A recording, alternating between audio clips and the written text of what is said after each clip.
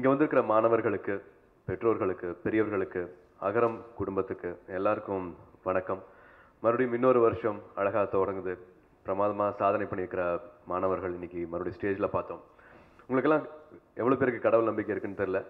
But நிச்சயமாகவே நீங்கள்லாம் கடவுளால் பெருசாக ஆசீர்வதிக்கப்பட்ட மாணவர்கள். அதை நான் அப்படி தான் சொல்ல முடியும்.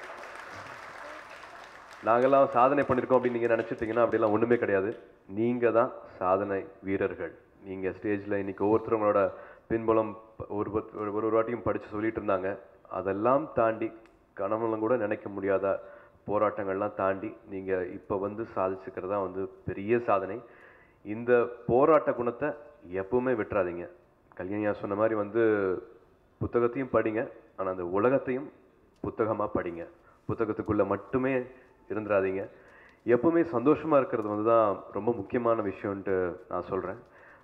அப்பாவும் சொன்ன மாதிரி வந்து படிப்பும் குணமும் சேர்ந்து இருந்தால் மட்டுமே வாழ்க்கை வந்து முழுமையடையும். நிறைய பேர் வந்து ஒரு சின்ன நெகட்டிவ் எனர்ஜி மாதிரி உள்ளே வந்துட்டு வந்து அந்த போராட்ட குணம் மற்றதெல்லாமே வந்து அப்படியே கீழே குறைஞ்சிறத வந்து நான் என் வயதில் இருக்கிற என் நண்பர்கள் கிட்டே வந்து நான் அதை பார்க்குறேன். ஸோ நீங்களும் அந்த காலத்துக்கு வருவீங்க, அதை தொடுவீங்க. அதுக்காகவே இப்போ சொல்கிறேன், யாருக்குமே வந்து கெட்ட பழக்கங்கள் வேண்டாம். பழக்கங்கள் எல்லாருக்குமே வரும். அது கெட்ட பழக்கமாக வந்து மனசுக்குள்ள உடம்புக்குள்ள வந்து ஒட்டிக்க வேண்டாம். 25 வயசு வரைக்கும் அப்போ அடிக்கடி சொல்லுவாங்க, 25 வயசு வரைக்கும் நீ எதுக்கும் பழக்கப்படாமல் இருந்தீனா, அடிமையாகாமல் இருந்தீனா நீ எதுக்குமே அப்புறமா அடிமையாக மாட்டேன். 25 வயசு வரைக்கும் எல்லாமே உன்னை சுற்றி இருக்கும். தள்ளி போடு என்னன்னு தெரிஞ்சுக்கணும்னு ஆர்வம் இருக்கும். பட் எதுவுமே வந்து 25 வயசுக்குள்ளே வைக்காத. 25 வயசில் நீ என்ன ஆகணும்னு நினைக்கிறியோ வாழ்க்கையில் அது ஆயிரு. வாழ்க்கை பூரா நான் என்ன செஞ்சால் சந்தோஷமாக இருப்பேன் நீ நினைக்கிறியோ அதில் மட்டுமே நீ வந்து கவனம் செலுத்து. மற்றவங்க அது பண்ணுறாங்க, வீட்டில் அது சொல்கிறாங்க, இவங்க அது கேட்குறாங்க அப்படின்னு மற்றவங்க ஆசைக்காக உங்கள் வாழ்க்கையை நீங்கள் டிசைன் பண்ணிக்காதீங்க. உங்களுக்கு என்ன சந்தோஷம் கொடுக்குமோ அதை மட்டுமே பண்ணுங்கள். எல்லாருக்குமே பழக்கம் வரும். அது நல்ல பழக்கமாக இருக்கட்டும், ஒரு புத்தகம் படிக்கிறதா இருக்கட்டும், ஒரு புது ஸ்கில்லை வந்து கற்றுக்கிறதா இருக்கட்டும், ஒரு ஒரு ஒரு புது விஷயத்தை வந்து அதை பற்றி தெரிஞ்சுக்கிறதா இருக்கட்டும், அந்த ஆர்வத்தில் வந்து உங்களோட பழக்கத்தை வந்து செலுத்துங்க. ஏன்னா நிறைய விஷயங்கள் நல்லது கெட்டது ரெண்டுமே சேர்ந்தது தான் நம்ம உலகம். இப்போ வந்து நம்ம வந்து சந்தோஷப்படுறதுக்கு நிறைய காரணங்கள் இருக்குது. நம்ம வந்து ஒரு கற்காலத்தில் நம்ம பிறக்கல. எல்லாம் வால் வச்சுக்கிட்டு வெட்டிகிட்டு இருக்கிற நாட்டில் நம்ம பிறக்கல. வெறும் பிளேகுக்கு மருந்து இல்லாமல், மலேரியாவுக்கு மருந்து இல்லாமல் எல்லாரும் இறந்துட்டு இருந்த காலங்களை நம்ம பிறக்கல. நம்ம பெற்றோரை விட, நம்ம தாத்தா விட, நம்ம முன்னோரை விட சந்தோஷமான இருக்கிற ஒரு காலத்தில் தான் நம்ம இப்போ பிறந்திருக்கோம். ஸோ நம்ம சந்தோஷப்படுறதுக்கு ஏகப்பட்ட விஷயங்கள் இருக்குது. எல்லாமே கையில் கிடைக்குது. உலகம் கைக்குள்ளே அடங்குற மாதிரி இன்டர்நெட் வந்து எல்லாத்தையுமே மாற்றிருச்சு. பட் அதுக்குள்ளேயும் போய் மூழ்கிடாதீங்க. நிறையா விஷயங்கள் இருக்குது இன்டர்நெட்டில். தயவு செஞ்சு நல்லதை மட்டுமே பாருங்கள். ஏன்னா நம்ம மைண்ட் வந்து அப்படி டிசைன் பண்ணியிருக்குன்னு சொல்கிறாங்க. நல்ல தாட்ஸோட வந்து நெகட்டிவ் தாட்ஸ் வந்து மைண்டில் நிறையா இருக்கும் அப்படின்னு சொல்கிறாங்க. ஸோ அதிலிருந்து விடுபட்டு நெகட்டிவ் தாட்ஸ் இருக்குதா, அந்த அப்படி நண்பர்கள் இருக்காங்களா, அப்படி ஒரு ஊடகம் வந்து உங்களை மாற்றுதா, அப்படி ஒரு மீடியம் வந்து உங்களை வந்து கெட்ட எனர்ஜி கொடுக்குதா, அதை அப்படியே கட் பண்ணிடுங்க. உங்களுக்குள்ளேயே வச்சுக்காதீங்க. அப்படி ஒரு நண்பர்கள் வட்டம் இருந்தால் கூட தைரியமாக அதை வெட்டிட்டு வெளியில் வந்துடுங்க. ஒரே வட்டத்துக்குள்ளேயும் சிக்காதீங்க. வெறும் உங்கள் காலேஜ் பசங்க ஒரு 5 பேர் 10 பேருக்குள்ளே மட்டும் இருக்காதீங்க. வேறு துறையை சேர்ந்தவர்கள்கிட்ட பழக்கத்தை வச்சுக்கோங்க. உலகம் இன்னும் அழகானது, இன்னும் பெரிய விஷயம் அது. ஸோ தயவு செஞ்சு கெட்ட விஷயங்கள்லேருந்து தயவு செஞ்சு நீங்கள் ஸ்னாப் பண்ணிக்கங்க. எனக்கு ரஹ்மான் சார், ரஹ்மான் சார் சொல்கிறதா வந்து அடிக்கடி ஞாபகம் இருக்கும். நெகட்டிவ் எனர்ஜி இருக்குது, பேட் எனர்ஜி இருக்குது, குட் எனர்ஜி இருக்குது. I always follow the good path. If a person is got 100 bad things and got only one good quality, I only think about that and I only talk about that to him. மற்றவங்கள பற்றியும் வந்து எதுவும் பேச வேண்டாம். எப்போ வந்து நம்ம character நல்லா இருக்குது அப்படின்னு நம்ம நினைக்கிறாங்களோ, மற்றவங்க நினைக்கிறாங்களோ, அப்போ மட்டுமே தான் நம்மளை வந்து மற்றவங்க நம்ம ஈர்க்கப்படுவாங்க. நம்மளும் மற்றவங்களை ஈர்க்க முடியும். உங்களை நீங்களே வந்து கேள்வி கேட்டுக்குங்க. உங்களுக்கு இருக்கிற குணங்கள் என்னென்ன குணங்கள் உங்களை அடையாளப்படுத்துதுன்ட்டு ஒரு 5 குணம் இருக்குன்னா அந்த 5 குணத்தை எழுதுங்க. மற்றவங்க உங்களை என்னவா பார்க்குறாங்க அப்படிங்கிற அந்த குணத்தை வந்து ஒரு 5 குணம் இருக்குன்னா அந்த 5 குணத்தையும் எழுதி பாருங்கள். உங்களோட அடையாளம் என்னங்கிறது வந்து உங்களுக்கு தெரியும். என்ன இல்லைங்கிறதும் உங்களுக்கு தெரிய வரும். அதிலிருந்து எவ்வளோ தூரம் பயணிக்கலாம் அப்படிங்கிறத பாருங்கள். இதில் நீங்கள் ஜெயிச்சே ஆகணும். எப்பவுமே சொல்கிற மாதிரி எதுவுமே நிரந்தரம் கிடையாது. மாற்றம் ஒன்று தான் மாறாதது. எல்லா பால்லையும் 6 அடிச்சிடணும்னு நினைக்காதீங்க. சில பாலில் வந்து 2 runs அடிக்கணும், சில பாலில் வந்து அப்படியே பேட் வச்சுட்டு நிற்கணும். ஸோ ஒரு வாட்டியும் ஜெயிக்கணும்னு நினச்சிட்டு அதுலேயே இருக்க வேண்டாம். ஒரு வாட்டி சறுக்கலாம், பரவாயில்ல, ஒன்றும் பிரச்சனையா இல்லை, எதுவுமே ஆகாது. திரும்பி இன்னொரு ஓவர் இருக்குது, திரும்பி இருக்கும், நம்ம பேட்ஸ்மேன் தான் விளையாடிட்டே இருக்க போகிறோம். நிகழ்காலத்தில் நிச்சயமாக இருக்கலாம். இறந்த காலத்தை நினச்சிட்டு வந்து வருத்தப்பட்டு இருக்க வேண்டாம். எதிர்காலத்தை நினச்சி ரொம்ப ஆன்சைட்டியாக ரொம்ப பரபரப்பாக வந்து இருந்துகிட்டே இருக்க வேண்டாம். எவ்வளோ தூரம் சந்தோஷமாக இருக்க முடியும்னு பாருங்கள். 40 வயசில் வந்து நம்ம ஒன்றுமே சாதிக்கலையோ, நம்ம சாதிச்சது 10லையோ, நம்ம தப்பான வழியில் போயிருக்கோம் அப்படின்ட்டு நிறைய பேர் இப்போ நினச்சிட்டு இருக்கிறத நான் பார்த்துட்ருக்கேன். அதனாலேயே திரும்பி சொல்கிறேன், எது உங்களுக்கு சந்தோஷம் கொடுக்குமோ, வாழ்நாள் பூரா எந்த விஷயம் உங்களுக்கு செஞ்சால் சந்தோஷமும் நிறைவும் கொடுக்குமோ அதை நோக்கியே போங்க. அண்ட் எங்கேயாவது இடத்துல வந்து ஒரு கோடு போட்டுக்குங்க, இது போதும் அப்படிங்கிற ஒரு கோடு போட்டுக்குங்க. இல்லாட்டி வந்து பரபரப்பாகவே வாழ்க்கை வாழ்ந்து முடிச்சிடுவோம், சந்தோஷமாகவே இருக்க மாட்டோம். நம்ம ஆம்பிஷியஸாக இருக்கணும், ஒரு பெரிய கனவோடு இருக்கணுங்கிறதுக்காக வந்து இப்போ நம்ம ஸ்ட்ரெஸ்ஃபுல்லாக இருக்கணுங்கிறது அவசியம் கிடையாது. கண்டிப்பாக ரொம்ப சாட்டிஸ்ஃபைடாக ஒரு ஆம்பிஷன் நம்ம நிச்சயமாக வச்சுக்கலாம். உங்களோட கனவுகள் எல்லாமே நிச்சயமாக நிறைவு பெறும். ஏன்னா நீங்கள் தான் போராளிகள், போராட்ட வீரர்கள். நாங்களாம் சாதனையாளர்களே கிடையாது. உங்களோட வாழ்க்கை, நீங்கள் ஜெயிக்க போகிற விஷயங்கள் இன்னும் ஏராளம் ஏராளம்.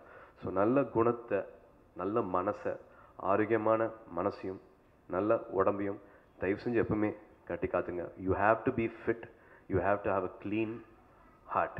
அது மட்டும் எப்பவுமே மனசில் வச்சுக்கோங்க.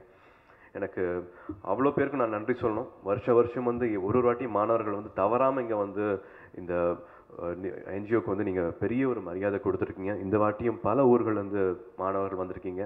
உங்கள் பெற்றோர்களுக்கும் நான் வந்து இந்த நேரத்தை எங்களுக்கு கொடுத்ததுக்கு வந்து நான் ரொம்ப ரொம்ப நன்றி சொல்லிக்கிறேன். அண்ட் அதே மாதிரி எல்லா கல்வி நிறுவனங்களுக்கும் நான் வந்து நன்றி சொல்லி ஆகணும். இவ்வளோ மாணவர்கள் படிச்சுட்டு இருக்காங்கன்னா அவங்க இல்லாமல் வந்து இது நடந்திருக்கவே சாத்தியமே இல்லை. அகரம் எங்கள் குடும்பம், நாங்கள் அதில் ஒரு அங்கம். அதனால வந்து அகரம் தனியாக நான் நன்றி சொல்லிட்டு இருக்க முடியல. இவ்வளோ விஷயங்கள் இவ்வளோ வருஷங்களாக வந்து எங்களால் செஞ்சுட்டு இருக்க முடியுதுன்னா நாங்கள் எங்களை வெறும் ஒரு கருவியாக தான் பார்க்குறோம், ஒரு கேட்லிஸ்ட்டாக தான் பார்க்குறோம். ஒரு பெரிய ஆசீர்வாதம் இருக்கிறதுனால எங்களாலையும் எங்கள் மூலமாக அது ஒரு விஷயம் நடந்துட்டு இருக்க ஒழிய நாங்கள் தான் அதை செஞ்சுட்ருக்கோன்னு என்றைக்குமே சொல்ல மாட்டோம். எங்களை மாதிரி அகரம் மாதிரி அப்பா ஆரம்பித்த மாதிரி நிறைய பேர் நிறைய நல்ல விஷயங்கள் பண்ணிட்டுருக்காங்க. அது செஞ்சால் மட்டுமே தான் நிறைய பேரோட கனவு வந்து நிறைவேறும். ஸோ நீங்களும் படித்து முடிச்சதுக்கப்புறமா please come join, make a difference to our society, to your community. உங்கள் பள்ளிக்கூடம், உங்கள் ஊர் எல்லாத்துக்கும் எவ்வளோ மாற்றங்கள் எடுத்து வர முடியுமோ தயவு செஞ்சு அந்த மாற்றங்களை எடுத்துகிட்டு வாங்க. அகரம் அடுத்த ஸ்டெப் எடுத்து வச்சுருக்கு. மதுராந்தகத்தில் வந்து தை அப்படிங்கிற அடுத்த ஒரு பெரிய தொடக்கம் வந்து ஆரம்பிக்கிறோம். அப்பா சொன்ன மாதிரி வெறும் கல்வி படிப்பு மட்டும் கிடையாது, ஒன்றும் மூளையை யூஸ் பண்ணணும், இல்லாட்டி கைகளை யூஸ் பண்ண தெரியணும். சாஃப்ட் ஸ்கில் டெவலப்மெண்ட்காக வந்து அங்கே கிட்டத்தட்ட ஒரு 40,000 ஸ்கொயர் ஃபீட்டுக்கு வந்து ஒரு விஷயம் அடுத்த ஸ்டெப்பாக, அடுத்த பகுதியாக வந்து அகரம் வந்து அடுத்து எடுத்துகிட்டு போயிட்டுருக்கு. அதுக்கு எல்லாத்தோட சப்போர்ட்டும் வேணும். அதை பற்றி நான் ஜெயஸ்ரீயை இன்னும் விரிவாக இன்னும் அதை பற்றி நான் சொல்ல அழைக்கிறேன்.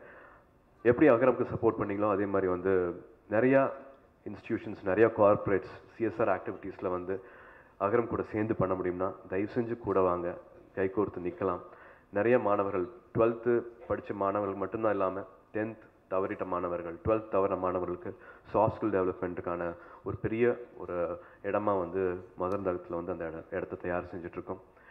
அண்ட் இன்னொரு ரொம்ப நல்ல விஷயம், திரு பாண்டியன் ஐயா அவர்களுக்கும் சங்கர வடிவா அவர்களுக்கும் நாங்கள் வந்து பெரிய நன்றி சொல்லணும். கொரட்டூரில் வந்து அவங்களோட இடத்த, அவங்களோட வீடை வந்து அகரம்காக கொடுத்துருக்காங்க. அவங்களோட பேரன் திலீப் அவர்கள் வந்து இறைவனடி சேர்ந்துட்டார். அதுக்காக அவங்களோட பேரடைஸை வந்து வீட்டுக்குள்ளே இன்னும் போக கூட இல்லை, இப்போ தான் கிரகப்பிரவேசம் கூட பண்ணலன்னு நினைக்கிறேன். அந்த வீடை வந்து இந்த தாத்தா பாட்டியாக எங்கள் எல்லாருக்கும் கிடச்சிருக்காங்க. அகரம் மாணவர்கள் எல்லாருக்கும் வந்து அவங்க ஒரு தாத்தாவும் பாட்டியாகவும் நிச்சயமாக எங்களுக்கு வந்து பெரிய ஆசீர்வாதம் கொடுக்குறாங்க. ஸோ அகரம் சார்பாக ரொம்ப நன்றியோட, ரொம்ப மரியாதையோட அவங்களோட பேரை நான் வந்து இங்கே அவங்க கூட நான் ஷேர் பண்ணிக்கிறேன். ஒரு 30 மாணவர்களுக்காவது வந்து அந்த ஒரு வீடாக இருக்கும், படித்து முடித்து திரும்பி அடுத்தது போகிற வரைக்கும் அது அவங்க தங்குற விடுதியாக வந்து அது இருக்கும். இன்னும் நிறையா நல்ல விஷயங்களுக்கு வந்து அந்த வீடு வந்து ரொம்ப யூஸ்ஃபுல்லாக இருக்க போகுது. ஸோ அவங்களுக்கு நான் நன்றி சொல்லிக்கிறேன். உங்களோட ஆசீர்வாதம் என்றைக்கும் வேணும். இது வந்து என்றைக்கும் தொடர்ந்துகிட்டே இருக்கணும். இது வந்து ஒரு இயக்கம் கிடையாது, இது மக்கள் இயக்கம். ஸோ நீங்கள் எப்பவுமே கூடயே இருக்கணும். அடுத்த தைக்கான அடுத்த தொடக்கம் பெரிய தொடக்கமாக இருக்க போகுது. ஸோ தனியாக அதை வந்து இந்த தேர் இழுத்துட்டே போகவே முடியாது.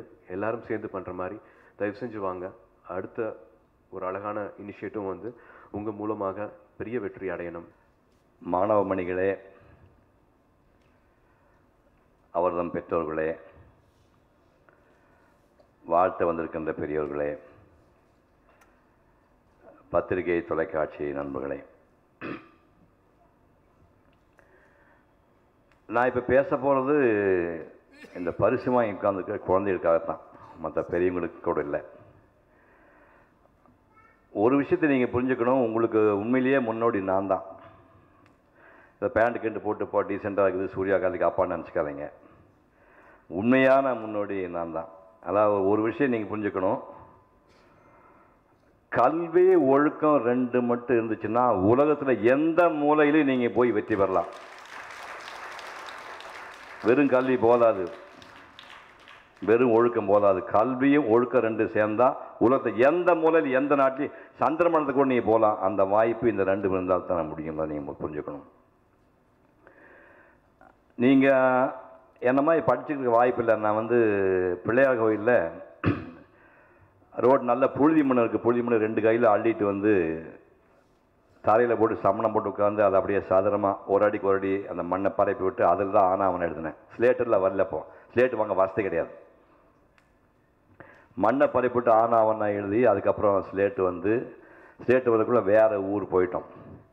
அங்கே பள்ளிக்கூடத்தில் எப்படின்னா பனிஷ்மெண்ட் ரொம்ப கடுமையாக இருக்குது. அதாவது பள்ளிக்கூடத்துக்கு வராமல் இருந்தால் பனிஷ்மெண்ட்டு, லேட்டாக வந்தால் பனிஷ்மெண்ட்டு, பக்கத்தில் இருக்கிற பையன் பென்சில் திருடினா பனிஷ்மெண்ட்டு. பனிஷ்மெண்ட் எப்படின்னு தெரிஞ்சுக்கிறீங்களா? மேலே ஓடு போட்ட கூரை, அந்த ஓட்டுக்கு போடுறதுக்கு விட்டம்னு ஒரு மரம் குறுக்க இருக்கும், டீ ஷேப், தலைகளாக டீ வச்ச மாதிரி இருக்கும். அந்த விட்டத்தில் வண்டி மாட்டில் மாட்டக்கூடிய தாம்பு கை இருக்கிற தாம்பு கை இந்த வளைய மாதிரி போட்டு இந்த 4 வயசு 5 வயசு பசங்களை ஒரு ஸ்டூல் போட்டு மேலே ஏற்றி நிறுத்தி அந்த தாம்பு கயிறு வளையத்துக்குள்ள கையை இப்படி இல்லை இப்படி கோர்க்கணும். இப்படி கோர்க்க சொல்லி அந்த வளையத்தில் அந்த பையனை தொங்க விட்டு கீழே ஸ்டூல் எடுத்துருவாங்க.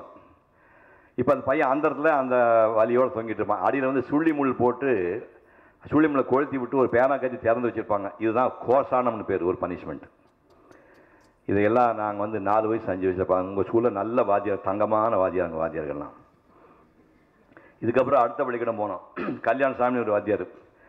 ஊருக்குள்ளே பாரடைஞ்ச போன மண்டபம். நாங்களே தெருவில் போய் மாடு போட்ட சாணியில் எடுத்துகிட்டு போய் நாங்களே ஒரு சட்டியில் போட்டு கரைச்சி அந்த மண்டபத்தை பூரா நாங்களே மொழி விட்டு ஊரில் அம்மா அப்பாட்ட கெஞ்சி கூத்தாடி ஒரு பாய், பெரம்பு பாய் வாங்கிட்டு சுற்றிலி மறைச்சி கட்டி அதில் தான் நாங்கள் 1ஆம் கிளாஸ் 2ஆம் கிளாஸ் படித்தோம். வாழ்க வாழ்கவே நமது மன்னர் வாழ்கவே, 5ஆம் ஜார்ஜ் மன்னர் வாழ்கவே. அதுதான், வாழிய செந்தமிழ்லாம் கிடையாது. நாங்கள் படிக்கும்போது வெள்ளக்கார நாட்டு ஆண்டு இருந்தால் கடைசி ரவுண்டு. அப்போவே ப்ரைவேட் வாத்தியார்னா கூட 1ஆம் கிளாஸ் 1 ரூபா, 2ஆம் கிளாஸ் 2 ரூபா, 3ஆம் கிளாஸ் 3 ரூபா, 4ஆம் கிளாஸ் 4 ரூபா அப்படி சார்ஜ் பண்ணார் அவர். ஆனால் என்ன பண்ணார்னா, நீங்கள்லாம் வாய்ப்பாடு 1ஆம் வாய்ப்பாடோடு நின்றுட்டீங்க, அதுவே இப்போ கம்ப்யூட்டருக்கு வந்துச்சு, மூளைக்கு வேலையெல்லாம் பண்ணிட்டீங்க. நாங்கள் 1லேருந்து 16 வாய்ப்பாடு அப்படிங்கிற போக அரை வாய்ப்பாடு, கால் வாய்ப்பாடு, அரைக்கால் வாய்ப்பாடு, வீசம் வாய்ப்பாடு 1/16 அதான் வீசம். அதுக்கு வாய்ப்பாடே மனப்பாடம் பண்ணுவோம். எந்த வயசில் 4ஆம் கிளாஸ் படிக்கும்போது. அப்போ 4 நாள் 8 வயசு வச்சுங்க மனப்பாடம் பண்ணுவோம். இங்கே வந்திருக்க வாத்தியார் போகும்போது கணக்கு போட்டு சொல்லுங்கள். கால் அரைக்கால் காசுக்கு 4 அரைக்கால் கத்திரிக்காய், 1 காசுக்கு எத்தனை கத்திரிக்காய்? நான் போகிற கூட சொன்னால் போதும், டைமுக்கு 1 ஹவர் தரேன். கால் அரைக்கால் காசுக்கு 4 அரைக்கால் கத்திரிக்காய், 1 காசுக்கு எத்தனை கத்திரிக்காய்? இதை போடலன்னா சீவிடி ஒரு வாத்தியார். அந்த சொல்லி என்ன கற்றுக்கிறேன் இதுக்குள்ள எழுதிப்பீங்களா பெரம்பு தலைக்கு மேலே பறக்கும். அப்படியெல்லாம் படிச்சுட்டு நாங்கள் கவர்மெண்ட் ஸ்கூலில் போய் டபுள் ப்ரமோஷன் சேர்ந்தேன். ப்ரைவேட் ஸ்கூலு கலங்கல், சூடு பள்ளி, அரசு பள்ளி, அங்கே போய் டபுள் ப்ரமோஷன் சேர்ந்தேன். அப்போ ஹெட்மாஸ்டர் கூப்பிட்டாரு, எஸ்எஸ்எல்சியை 2 வாட்டி படிக்கிறியா, ஒழுங்காக 5ஆம் கிளாஸ் படிச்சிருக்கியான்னு கேட்டார். ஏன்னா எஸ்எல்சிக்கு 15 வயசு கம்ப்ளீட் ஆகணும், நீ போகிற ஸ்பீடில் 10 நாளில் போய் நிற்ப, அப்போ ஒன்று சேர்க்க மாட்டாங்க. அப்போ எஸ்எஸ்எல்சி லோடு ஜாஸ்தி இருக்குது, எல்லா பாடத்தையும் 2 தடவை படிக்கணும், ஒழுங்காக 5ஆம் கிளாஸ் படிச்சிருவான்னு சொல்லி துரத்தி விட்டார். அப்படி வந்தேன். சென்னை புறப்பட்டு வரும்போதே தெளிவுபடுத்திட்டான். காஃபி டீ சாப்பிடக்கூடாது, புகை மது அருந்தக்கூடாது, சூதாடக்கூடாது, அந்த படிக்கிற காலகட்டத்தில் காதல் விவகாரங்களை கூடாது என்று திட்டம் போட்டு நான் சென்னை வந்தேன் 1958.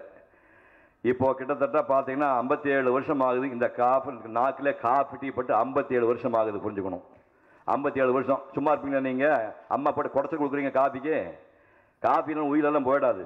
நான் இன்னும் 57 வருஷமாக காஃபி சாப்பிடல, போய் மது பழக்கம் கிடையாது, அப்படி வாழ்ந்துட்டுருக்கேன்.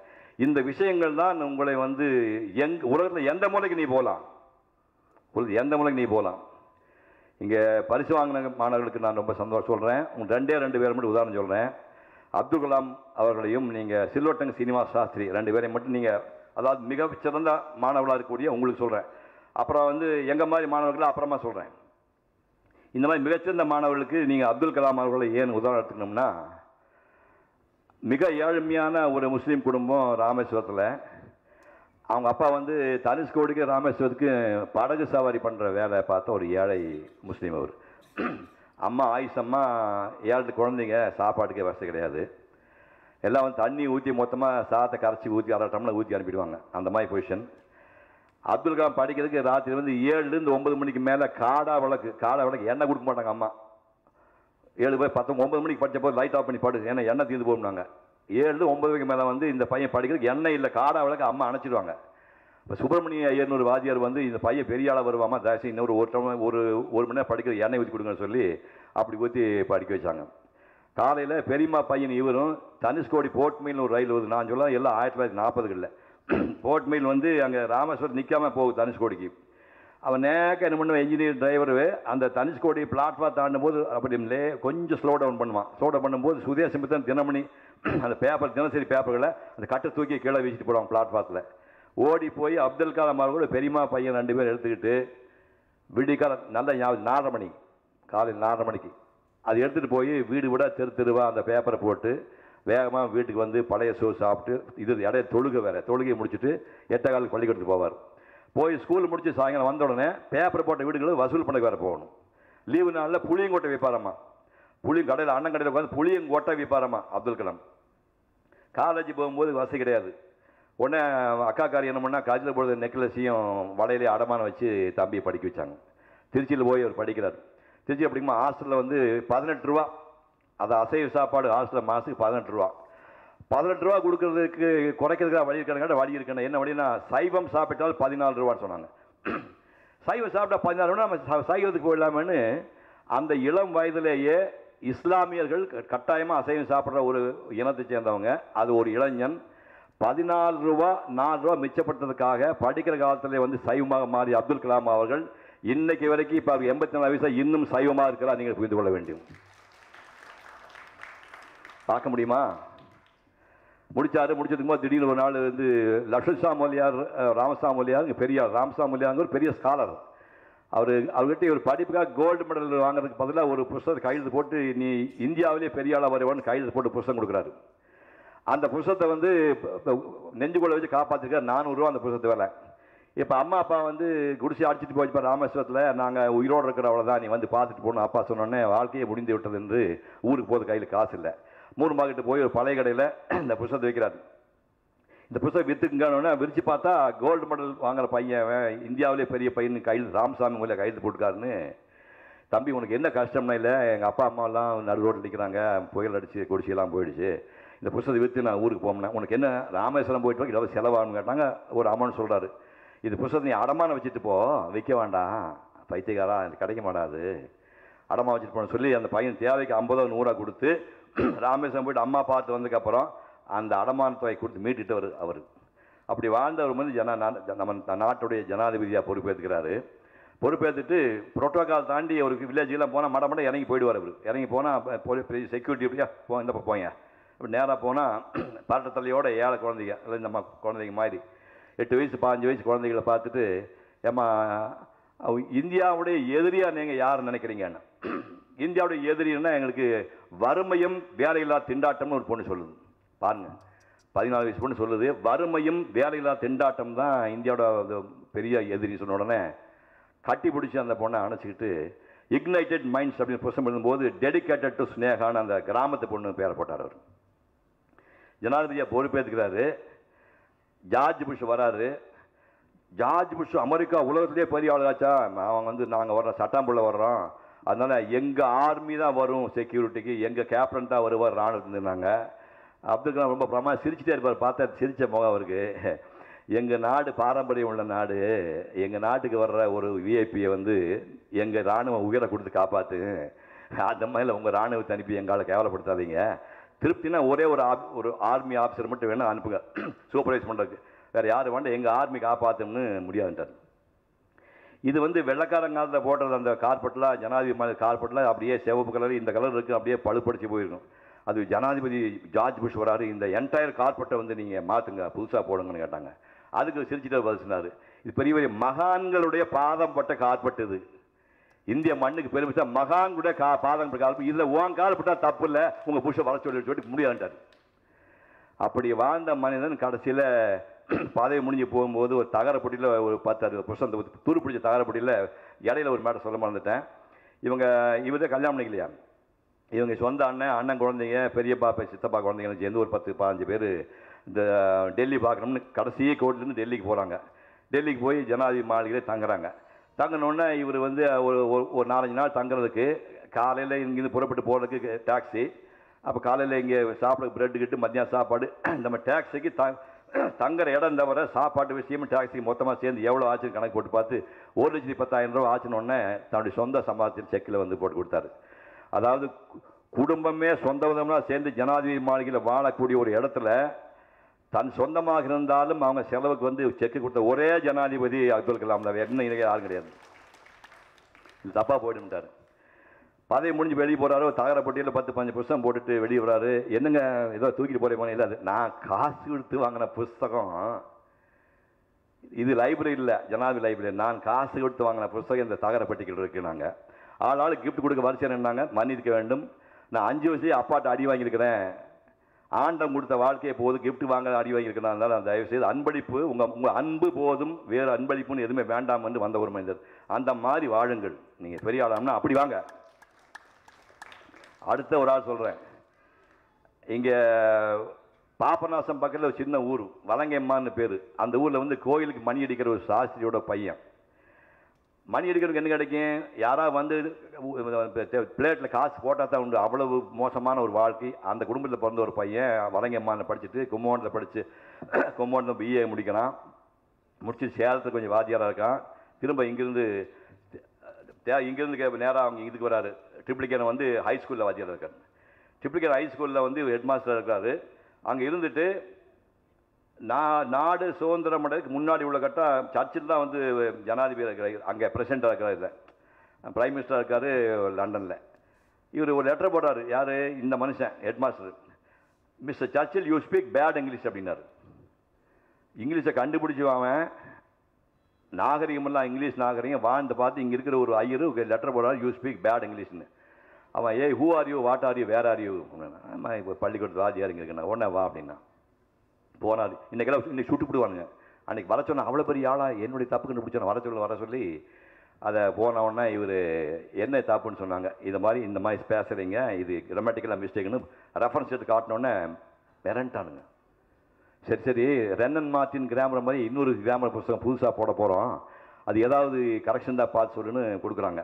அதை நைட்டு பூரா உட்காந்து ஒரு 350 பக்கம் 400 பக்கம் அந்த கிராமர் புத்தகத்தை பரட்டி பார்த்துட்டு ஒரு 6 சாப்டர் பேடாக இருக்குன்னு கிழிச்சிட்டார். அவர் 6 சாப்டர் பேடாக கிழிச்சிட்டு வெள்ளக்கார நாட்டில் போய் உட்காந்துருவோம் தமிழன் கிழிச்சிட்டு வேற எழுதித்தரனார்.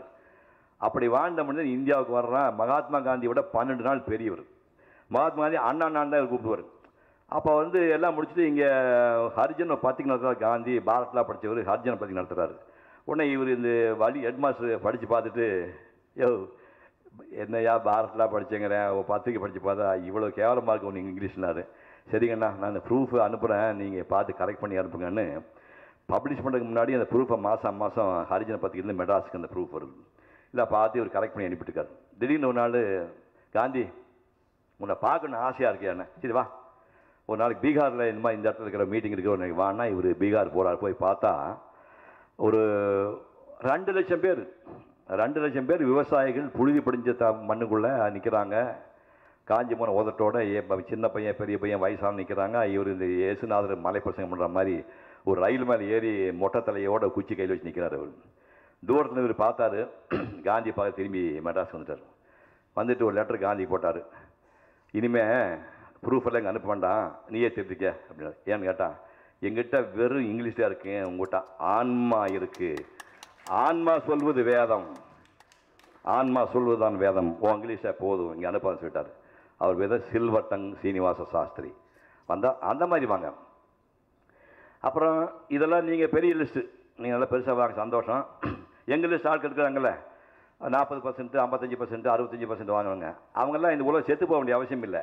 நல்லா ஞாபகம் வச்சுங்க, உலகத்தில் அகிம்சைக்காக சரித்திரம் படைத்த மகாத்மா காந்தியுடைய சரித்திரமாக 27%. ஞாபகம் வச்சுங்க. உடனே நீங்களே கொம்பு சிவிக்காதீங்க. அகிம்சைக்காக உலகத்தை புகழ்பெற்ற சரித்திரம் படைத்த மகாத்மா காந்தியுடைய மெட்ரிகுலேஷன் சரித்திரமாக 27%, 33%. அதுக்காக நீ படிக்க வேணாம்னு சொல்ல, 33% மேத்ஸில் அவர் தான் சரித்திரம் படைச்சார். அதனால வேற வழிகள் இருக்குன்னு சொல்ல வரேன் நான். இங்கிலாந்து ஆண்டவன் 1997 2007 ஆண்ட டோனி பிளேர் ஸ்கூலில் வந்து good for nothing fellow. Tony Blair அவர் பின்னாடி பிரைம் மினிஸ்டர் ஆனார். அமிதாப் பச்சன் வாய்ஸ் எப்படி மெட்டாலிக் வாய்ஸ், அந்த வாய்ஸ் ஆல் இண்டியா ரேடியோவில் டிஸ்குவாலிஃபை பண்ணி என்கிட்ட போய் ஐயோ ஏதோ ஆஸ் கத்திர மைக் போடான்னு துரத்திட்டானுங்க. அப்புறம் அவர் தான் இந்தியாவில் பெரிய சூப்பர் ஸ்டார் ஆகிட்டார். டெண்டுல்கர் வந்து 8ஆம் கிளாஸ் தான் படிச்சிருக்காரு. உலகப்போல் கிரிக்கெட் மேதை வந்து 8ஆம் கிளாஸ் தான் படிச்சிருக்கிறாரு. 9 ஆண்டுகள் நாட்டாண்ட காமராஜர் 6ஆம் கிளாஸ் தான் படிச்சிருக்கிறாரு. 13 வருஷம் தமிழ்நாட்டு ஆண்ட எம்ஜிஆர் அவர்கள் 4ஆம் கிளாஸ் தான் படிச்சிருக்கிறாரு. இளையராஜா என்ன படித்தார், எம்எஸ் விஸ்வநாதன் என்ன படித்தார், ஏஆர் ரகுமான் என்ன படித்தார். வேறு துறைகள் இருக்கிறது நல்ல ஞாபகத்துக்கு. வெறும் மார்க் வாங்கும் மெஷினாக உருவாகாதீர்கள். உங்கள் பள்ளிக்கூடத்தில் வாத்தியார் சொல்கிறேன், வெறும் மார்க் வாங்க மெஷினாக்குன்னா இந்த மாதிரி ஆளுகிட்ட நீங்களே படிச்சு வேலை செய்யணும்.